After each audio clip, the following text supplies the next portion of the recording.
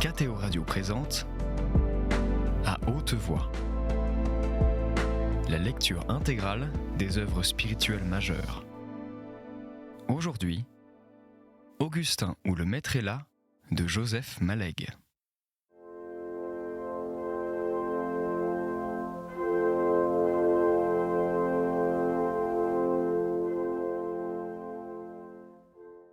Plus de l'infixé, parmi les perspectives d'Augustin et ses certitudes pratiques, un conte à débattre sur les registres de son âme, une nouvelle attitude de défense et de semi-détresse prise malgré lui pour tous les sentiments qui le composent, jusqu'à la joie de respirer et la douceur de vivre. À la rentrée de Pâques, M. Rubenson a été parfait.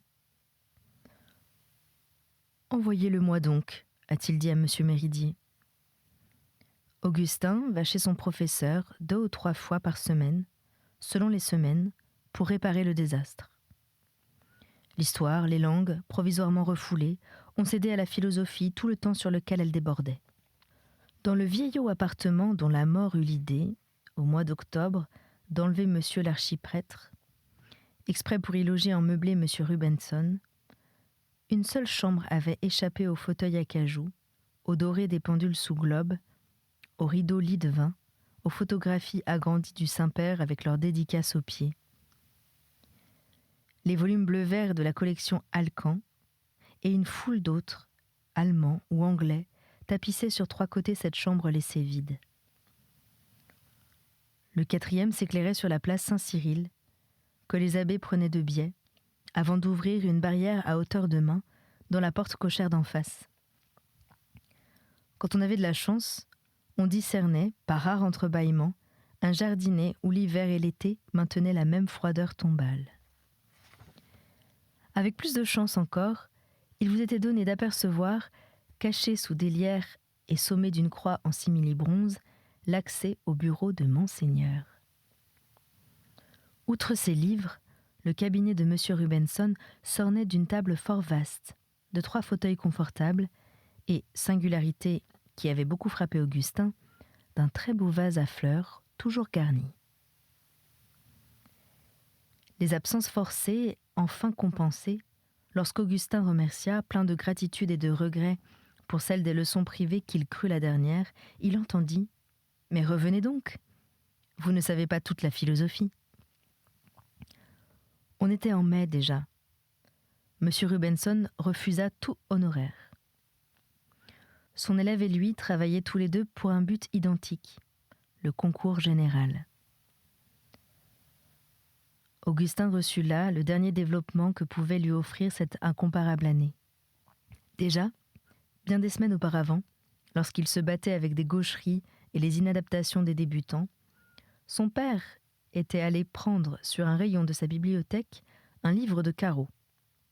Augustin souriait, pensant au mépris dont M. Rubenson avait enveloppé les bons vieux cousiniens. « Oui, je sais, » dit M. Méridier. Mais ils avaient un art. Leur abstraction connaissait des images sobres et vastes. Il comparait quelques phrases de Carreau aux plus pénibles d'entre celles d'Augustin. Cette leçon le frappa beaucoup. Une sorte de beauté encore inexplorée sortit des abstractions et l'enchanta. Elle allait jusqu'à varier ses aspects et ses catégories. Elle n'était pas la même dans la conclusion de Boutroux, à la contingence, au chapitre 1er des données immédiates et au 4e livre de Malebranche. Et aucune des 3 ne rappelait Carreau. « Je ne blâme pas cela, » dit M. Rubenson des essais d'Augustin. « Soyez-en sobres. Pas plus de 2 par devoir, et chacun très sobre. » Au goût des compositions extrêmement ordonnées, qu'il portait des classes antérieures, s'allia ainsi un don d'images et de formules conquêtes sur l'abstraction pure. Quelquefois, lorsque des grands bonheurs comme une récompense de l'invisible, une sourde vibration entre des mots calmes. À l'extrême bout des avenues, dans la forêt des théories, on sentait en jeu les destins humains. Parfois, la leçon terminée, il s'accoudait à la fenêtre avant qu'Augustin partît. C'est un coin de province exquis, disait M. Rubenson, chez qui cette vieille rue française suscitait paradoxalement un vif sentiment d'exotisme. Les chanoines à cheveux gris, les jeunes abbés secrétaires cheminaient sous leurs yeux. Devant la barrière à hauteur de main, sous le dépassement des feuillages, les vieux s'immobilisaient brusquement. Le temps d'enfanter une idée avant d'entrer. Les jeunes alors s'arrêtaient, comme eux, et pleins de déférence, les regardaient faire beaucoup de gestes avec la main et quelques branlements de menton, comme si l'idée qui barrait leur marche devait au préalable se diffuser à travers toutes sortes de petits muscles et que la voix libre ne fut obtenue qu'après plusieurs minutes de cette télégraphie de vieillard. Allégé enfin de tout ce poids mental, dispos et désormais au point, il pénétrait chez sa grandeur. Le pittoresque de la rue s'étend jusqu'aux âmes, continuait M. Rubenson. Je me sens pour elle, en tout respect bien entendu, un intérêt très vif. Augustin s'étonnait de ce mot « pittoresque » appliqué aux âmes. N'était-elle donc qu'un pays nouveau offert à cette universelle exploration psychologique et que M. Rubenson traversait comme il traversait les appartements de l'archiprêtre? L'acceptait-il parmi les détails de son installation? Le vieux chat de l'ecclésiastique, le tremblement provincial des pendules, la même odeur de côtelettes vers midi et de poisson le vendredi, véhiculées toutes les deux par la même vieille bonne dont il avait doublé les gages pour la faire consentir à servir un juif. Augustin prêtait sur ces sujets, aux réflexions de son maître, qu'il pouvait mieux qu'en classe solliciter, cette attention spéciale, intense et fraternelle ressentie par toute âme religieuse pour les incrédules de bonne volonté. Et ceux-ci la lui rendent bien. Il les écoutait d'autant plus passionnément qu'il réveillait un souvenir dramatique, parfois en train de s'assoupir. Il n'avait rien dit à l'abbé en pleu-pluie de ce qu'il commençait de nommer l'appel. Il lui semblait que sa foi n'avait jamais été plus vive ni plus sensible. Jamais plus grand non plus, le trouble et l'inquiétude de son âme en face de ce que la pensée chrétienne nomme la volonté de Dieu. Le catholicisme, disait M. Rubenson, reste d'un vif attrait. Vous êtes mieux placé que moi pour le savoir. Métaphysiquement, sa puissance demeure extrême. Psychologiquement, aucune réduction des spécialistes du type Janet ou de Lacroix ne me persuade. Je ne suis pas même sûr qu'il ne s'évade pas des lacets de l'histoire. Évidemment, il reste l'imprévisible élasticité des recherches positives, soit historiques, soit expérimentales, le recul de l'ontologie devant les nouvelles déesses. Oui, continuait-il sur une insistance d'Augustin, et son doigt annulaire polissait à petits coups caressants sa lèvre rasée. Les problèmes de la conscience ne peuvent rester couchés dans leurs vieilles formules après toutes les analyses biologiques et sociologiques qui sont en train. Ceux de temps et d'espace, celui de la nature ultime de la matière, la nouvelle physique de l'énergie les bouleverse. Elle bâtit entre elle et la conscience des ponts insoupçonnés. Des instruments et des méthodes incroyablement mordants rongent les vieilles métaphysiques coussins sur lesquels tant d'âmes se sont appuyées. Tout ce qui leur échappera définitivement, si ce mot a un sens, sera d'une accessibilité telle qu'elle ne nous intéressera plus. Dieu n'en sera qu'agrandi. Oh, sans doute, fit M. Rubenson, conjuguant les deux allusions célèbres. Moins que jamais, il sera la Vénus des carrefours. Et c'est tant mieux pour les cœurs à qui il se rendra sensible. Un maître d'études, M. Moreau, qui préparait sa licence de philosophie, avait obtenu de suivre les cours de M. Rubenson.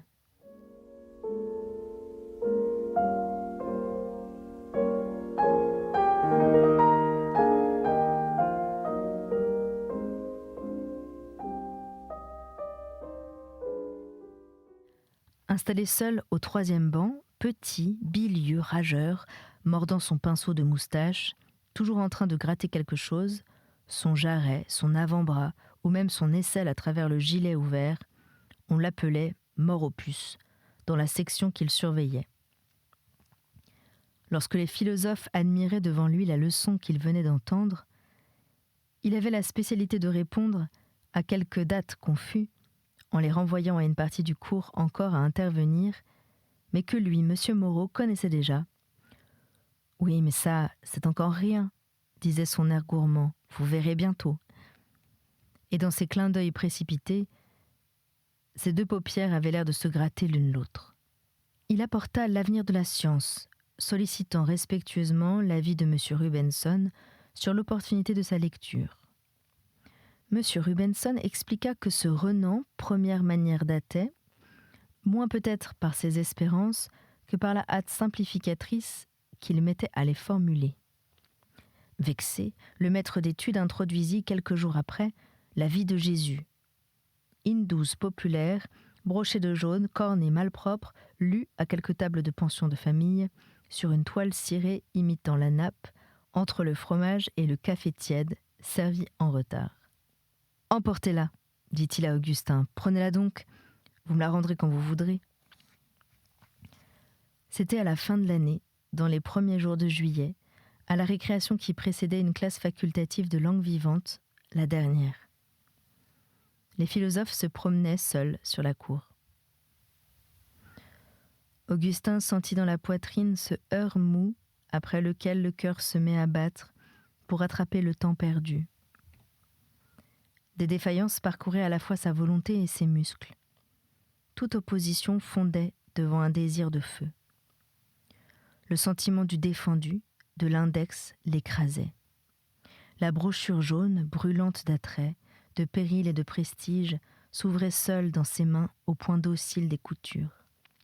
Il s'indignait qu'elle fût éditée à prix infime de propagande pour cerveau désarmé. Des phrases déjà le mordaient. Parcourir un livre, le temps d'éprouver la qualité de sa prose, est-ce lire ? L'excuse naissait à la manière humaine de l'acte dont elle dut précéder. Il s'enfonça dans les paysages de Palestine. Son père Joseph et sa mère Marie étaient des gens de médiocre condition, dans cet état si commun en Orient, qui n'est ni l'aisance ni la misère. Les rues où il joua enfant, nous les voyons dans ces sentiers pierreux ou ces petits carrefours qui séparent les cases. La famille était assez obscure. Jésus avait des frères et des sœurs dont il semble avoir été l'aîné. La musique de Chateaubriand, jouée sur des flûtes plus fines, s'accordait à des noms bibliques pleins de volupté, de langueur et de parfum. C'était le double sommet qui, au-dessus de Maghédo, les montagnes du pays de Sichem, avec leurs lieux saints de l'âge patriarcal, les monts Gelboé, les souvenirs gracieux ou terribles de Sulem ou d'Andorre, le Tabor avec sa forme arrondie, que l'Antiquité comparait à un sein. Cette tristesse raffinée que le temps dépose en s'écoulant sur toutes les plages de l'histoire montait d'accablants paysages, moitié évoqués pour eux-mêmes, moitié engagés dans les légendes, séchés, immuables, depuis longtemps morts et fixés en leur ensoleillement éternel. On ne sait quoi d'indolent et de détaché pénétrait tous les types de l'explication rhénanienne, depuis les froides certitudes discursives jusqu'aux communions et au demi-amour. La dédaigneuse délicatesse avec laquelle il voyait en Jésus plus clair que Jésus, l'odeur de momie d'un Orient millénaire, une surabondance de mots de douceur, délices, sentiments exquis, charme infini, ravissante figure, ce goût continu de dessert et de miel et cette interminable enfance, voisinée sans s'y confondre avec une certaine façon bonasse et narquoise de décrire en termes d'économie moderne et d'analyse contemporaine des états sociaux très anciens. Augustin lut longtemps. Il fut réveillé par un silence subit. Il avait, en lisant, parcouru la cour d'un bout à l'autre et se retrouvait l'épaule contre un arbre, sur des emplacements maintenant déserts. Toute chose prenait cette apparence qui suit les grands renouvellements, un mélange de bouleversé et d'identique, de banal et d'inconnu. Valait-il mieux rejoindre en s'excusant la classe de langue ou s'en aller ?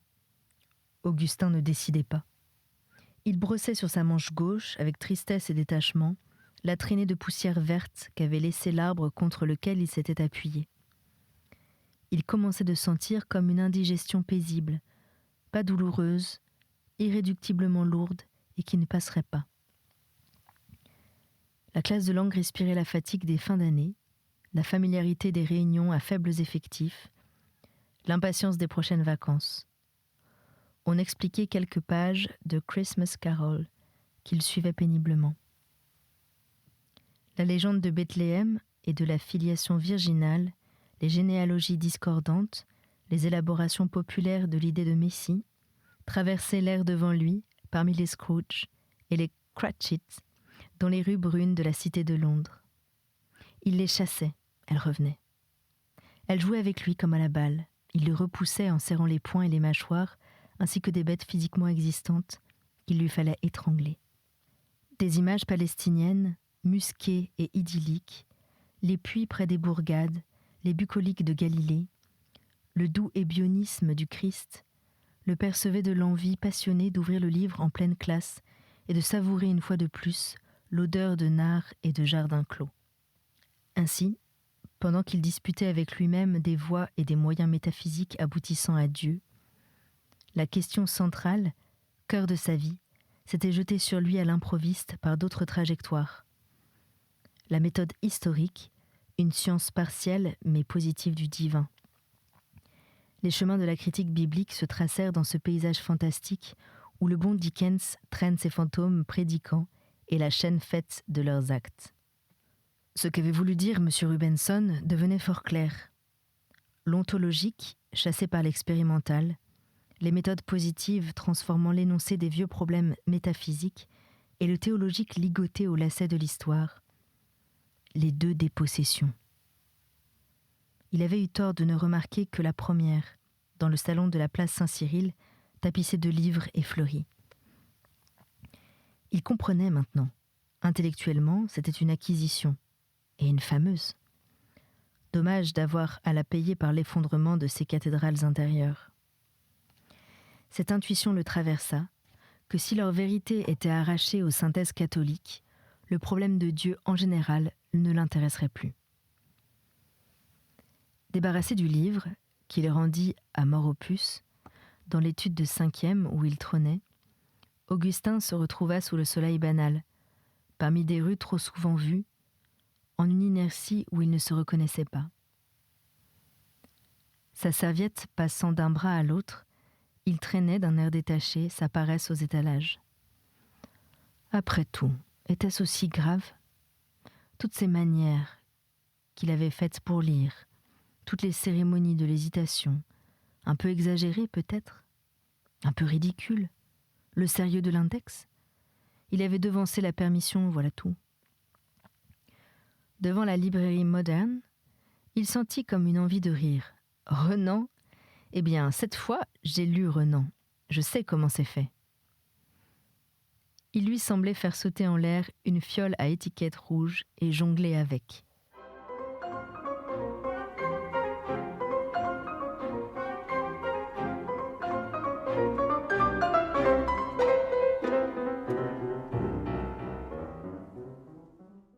Au carrefour de l'avenue Gambetta et de la place de l'Hôtel de Ville, des passants s'étaient groupés autour d'un accident. Les légumes d'une petite voiture renversée avaient roulé jusqu'au délivre d'une maison en reconstruction. La tour nord de l'abbatiale dominait ces natures mortes. Augustin entendit, au fond de sa cervelle, un sarcasme s'essayer contre la cathédrale et sa solennité de grosses choses infaillibles. « Attrape ça, et tire-toi de là, si tu peux. » Tout à fait comme au calvaire. Sauve-toi, voyons. Était-ce un blasphème ? Bien involontaire, et comme disait Amplepuis, pas consenti. Alors, ce n'était pas un blasphème. La multiplicité de la vie quotidienne pullula ainsi, autour du drame. La grande détresse acceptait d'attendre cachée, pesante et sans douleur. Elle attendit toute la nuit, palpable à travers le sommeil. Ce fut au matin qu'elle l'écrasa. Augustin devait se rappeler longtemps la crise de ses 16 ans, première des grandes secousses de sa vie. S'il en vint à bout, ce fut par l'énorme puissance d'habitudes morales qui ne voulurent pas mourir. Il était là, à l'aube, contre son lit, à l'heure où les genoux connaissent d'eux-mêmes que l'heure est venue de prier. Incapable de prononcer l'article du symbole des apôtres. Et en Jésus-Christ, son Fils unique, notre Seigneur, né du Saint-Esprit et de la Vierge Marie, il hurlait d'un curieux hurlement à voix basse. « C'est tombé, c'est par terre, c'est en miettes, comme pour la marchande de légumes.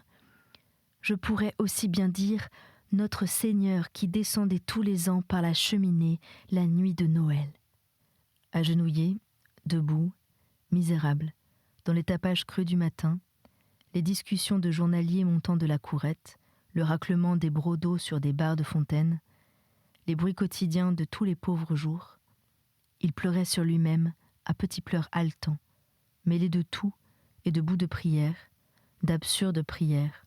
À qui ? À quoi ?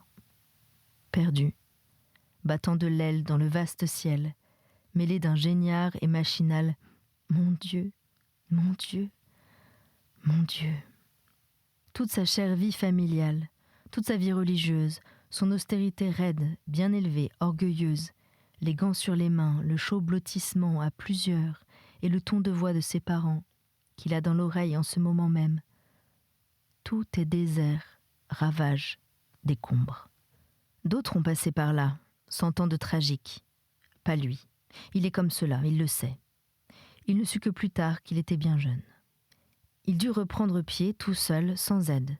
Tout seul, il lui fallut, dans les intervalles de contention extrême qui coupaient ses lamentations sur tout ce qui était fini, retrouver contre Renan les gros griefs classiques, ceux des exégètes catholiques, l'a priori rationaliste, critérium essentiel des négations, ceux des autres exégètes, le reflet sur son Jésus, de son âme à lui, Renan, et cette laideur de vernis d'art sur l'argile nue de l'histoire. Tout seul, il dut annuler l'immense érudition dont le vieux Renan l'accablait, par l'évocation d'érudition égale, postérieure et inverse. Comment donc ne l'avait-il pas vu dès hier, cet a priori dans le glissement facile et la suspecte aisance avec laquelle il précédait les conclusions de Renan sur leur propre trajectoire, leur montrait le chemin et arrivait premier. La glace de cheminée lui renvoyait son reflet, habillé, concentré, les bras croisés, un poing dressé jusqu'à sa bouche, et qu'il mordait. Il sortait de là brisé, suant d'angoisse, vaguement vaincu dans sa victoire, des douleurs sur les bras comme s'il s'était battu, inquiet pour l'avenir et sentant l'attaque grosse de recommencement infini. « Mais que fais-tu donc, Augustin ? Tu déclames ?» Christine était devant lui, sans qu'il l'eût entendu. Il venait de parler tout haut, avoir peur, yeux fermés par l'épouvante, violateur de bois sacré. Peut-être sa sœur avait-elle surpris ces mots-là. Il demanda l'heure. 8h moins le quart. Tu n'auras pas le temps de déjeuner ? Il se rappela d'avoir regardé sa montre au moment du premier agenouillement contre le bord du lit. Il y avait 2 heures qu'il souffrait. « Mais qu'est-ce que tu as, Augustin ? Mais comme tu es drôle !» Christine le regardait bourrer sa serviette, déplacer 2 ou 3 fois les mêmes livres, chercher ce qui se trouvait sous sa main. « Je n'ai rien », finit-il par dire d'un ton de triomphe froide. Dans ses yeux luisait cet éclat d'impassible joie par lequel débutaient régulièrement ses gamineries. « Je n'ai rien. Je vais bien. Il fait beau. Je dégonfle un monsieur obèse. » Il leva l'index comme un mage et visa le nez de Christine. « Je dis plus. Si Dieu s'est accommodé des conditions anatomiques et physiologiques humaines, il a dû accepter à plus forte raison les conditions sociales et parmi elles les méthodes historiques d'un pêcheur de Tibériade. Ô fille des 5 plaies, ô disciple fidèle, comprends-tu ? Dis-moi, comprends-tu ? » « Mais dépêche-toi donc, Augustin !» criait Christine trépidante. Il engouffra un déjeuner sans pain. Il descendit les escaliers 3 à 3. Il courut dans la rue. Le portier, qui le vit courir, maintient la porte ouverte. tout ce mouvement remit dans ses pensées une grande gaieté active, l'odeur salubre des jours ordinaires où rien n'arrive. C'était le second jeudi de juillet, à la fin du déjeuner, quelques jours après Renan. Dès que fut pris le faible café qui suffisait à ses nerfs, M. Méridier interpella Augustin, parmi les pelures de gruyère, les noyaux de dernière cerise et les turbulences d'enfants. « Veux-tu venir te promener ? Laisse tes livres pour ce soir, nous irons assez loin. » Augustin sentit s'éclipser les méditations de Descartes et s'allonger jusqu'à sa rencontre l'image de petits chemins creux plongeant vers les moulins. Mais les petits chemins creux ne vinrent pas. À leur place, la route nationale se mit à fuir, large, plate, d'une correction administrative et sans visage. M. Méridier s'y engageait quelquefois, jamais aussi loin. Après 1 heure de marche, les futaies des sablons finirent par préciser leur confusion lointaine, modeler des renflements, creuser des grottes dans leur ouate verte et dure. M. Méridier prit le chemin qui les desservait. « Mais papa, c'est au Sablon que tu vas ?»« C'est au Sablon. Mais il y a quelqu'un au Sablon. Il y a Madame Desgraisses des Sablons, puisqu'elle m'a écrit. » Augustin connaissait l'habitude qu'avait son père de faire mystère des nouvelles, pour peu qu'elles fussent heureuses et surprenantes à la fois. Il aimait les présenter en pleine réalisation, dans tout l'éclat d'une jeunesse dont on n'avait pas vu l'enfance. Ceci fait, il les dédorait, les ramenait aux couleurs communes. « J'y commence, fit-il, une série de leçons en vue du baccalauréat de novembre pour un candidat qui s'est déjà fait refuser l'année dernière. C'est le neveu de M. Desgraisses des Sablons, le fils de sa sœur, un jeune M. de Louviers-Baulny, si j'ai bien lu. Tu te rappelles sans doute, Madame de Préfaille ? Elle me rend le service de se souvenir de moi. » Augustin commença de marcher avec un peu plus de raideur et de silence. La crainte que cela se vît le glaçait. Peut-être déjà lors de Musset, cela s'était vu. Si peu qu'elle existât, rudoyée, bafouée, chérie, cette chimère voltait depuis 2 ans à travers sa vie, et il refusait de croire que c'était depuis bien plus longtemps encore. Malléable et sans squelette, sans anecdote en son histoire, sans avènement pour lui constituer une rigide et inchangeable nature, elle se glissait avec souplesse dans ses brefs songes. Elle se promenait parfois parmi ses paysages familiers. Plus heureuse que lui, elle partait pour des voyages qu'il ne ferait jamais et rentrait le soir. Invitée charmante et qui s'accommode, elle se trouvait à l'aise dans ses habitudes familiales. Aussi dépouillée qu'elle de toute aventure, elle existait sans bruit ni vie extérieure, en un grand secret. C'était À Haute Voix, une émission de KTO Radio. Aujourd'hui, Augustin ou le maître est là de Joseph Malègue. Lecture, Anne-Céline Pellarini. Captation et réalisation, Aymeric Plouinec et Thibaut Dagalier.